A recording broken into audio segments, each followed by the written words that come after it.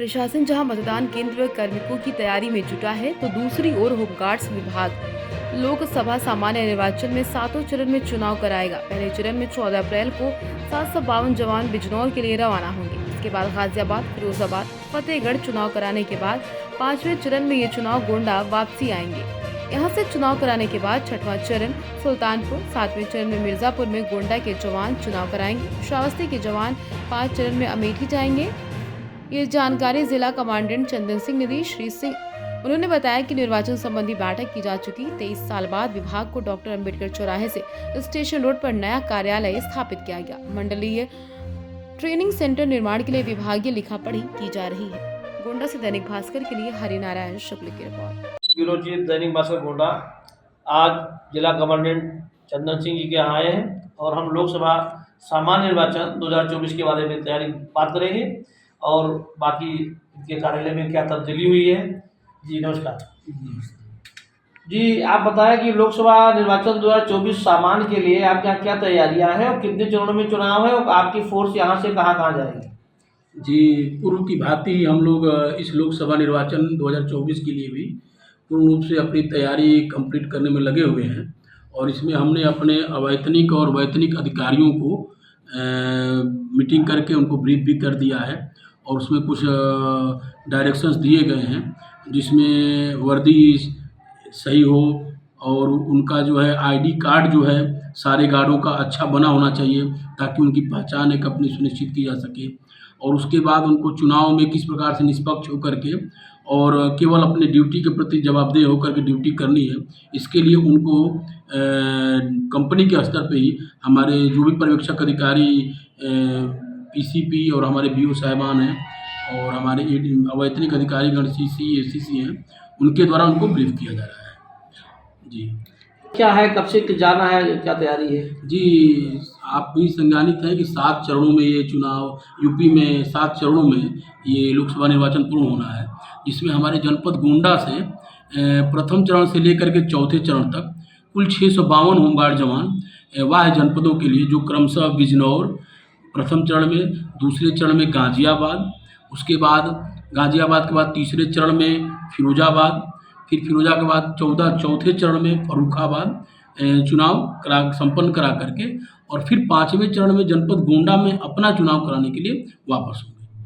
5वें चरण में अन्य जिलों से भी फोर्स आएगी। जी हाँ, 5वें चरण चूँकि हमारा अपना चुनाव है, इसमें हमारे जनपद के टोटल 773 होमगार्ड जवान चुनाव ड्यूटी में रहेंगे। बाकी से जवान हमारे विभिन्न प्रशासनिक ड्यूटियों में नियोजित रहेंगे।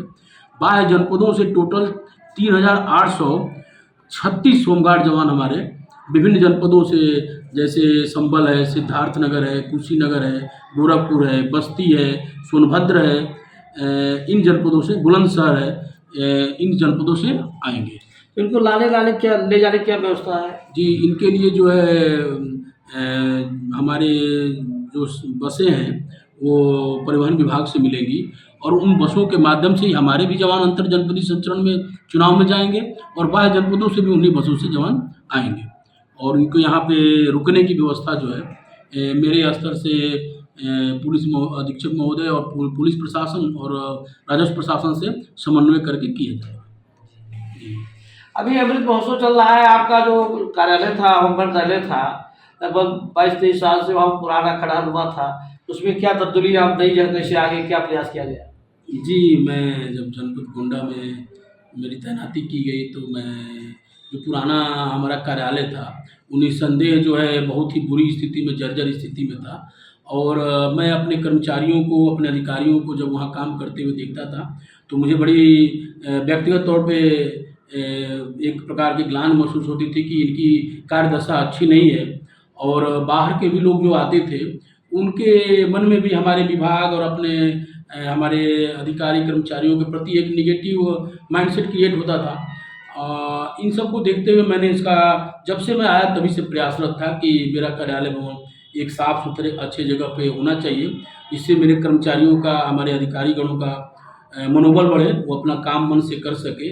और बाहर के लोग जो आए हैं वो हमारे विभाग के प्रति उनका एक अच्छा संदेश जाए। तो मैंने इसके लिए प्रयास किया और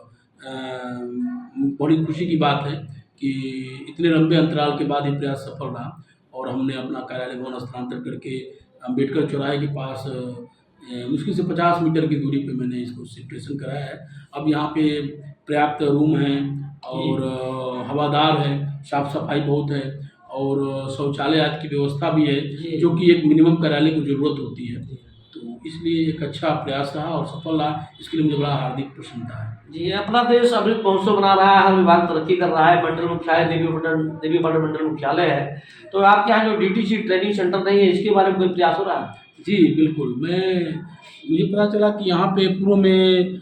जिला कमांडेंट होमगार्ड्स कार्यालय और डिविजनल कमांडेंट होमगार्ड्स कार्यालय भवन के लिए प्रयास किए गए हैं पूर्व के कमांडेंट्स के स्तर से, और वो नजूल की भूमि है जिसके लिए प्रयास विगत 5-6 सालों से मैंने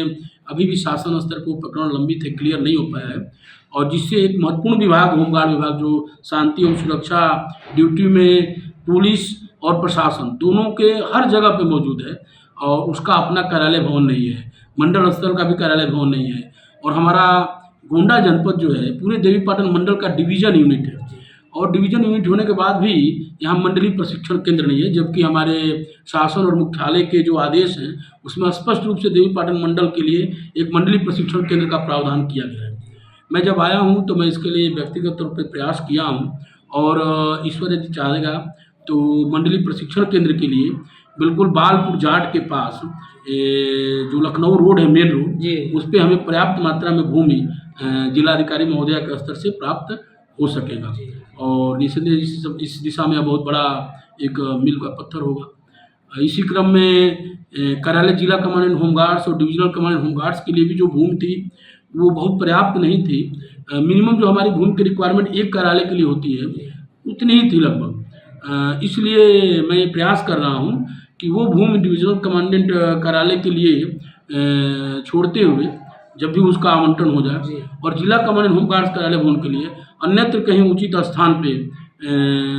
भूमि हमें प्राप्त हो जाए, जिससे कि शासन के आधुनिकीकरण की जो योजना है इसमें सर्वोच्च प्राथमिकता है कि विभिन्न शासकीय जो विभाग हैं उनके अपने ऑफिसेज हों, वहाँ की कार्यदशाएँ अच्छी हों, और पब्लिक ग्रीवांस वहाँ पे सक्षमता से निर्वहन हो सके। तो इसके लिए मैं प्रयासरत हूँ कि अपना एक कार्यालय भवन के लिए भूमि का मैं आवंटन करा पाऊँ, जिससे कि इस वित्तीय वर्ष में उसके लिए उचित बजट आवंटित करा करके उसका निर्माण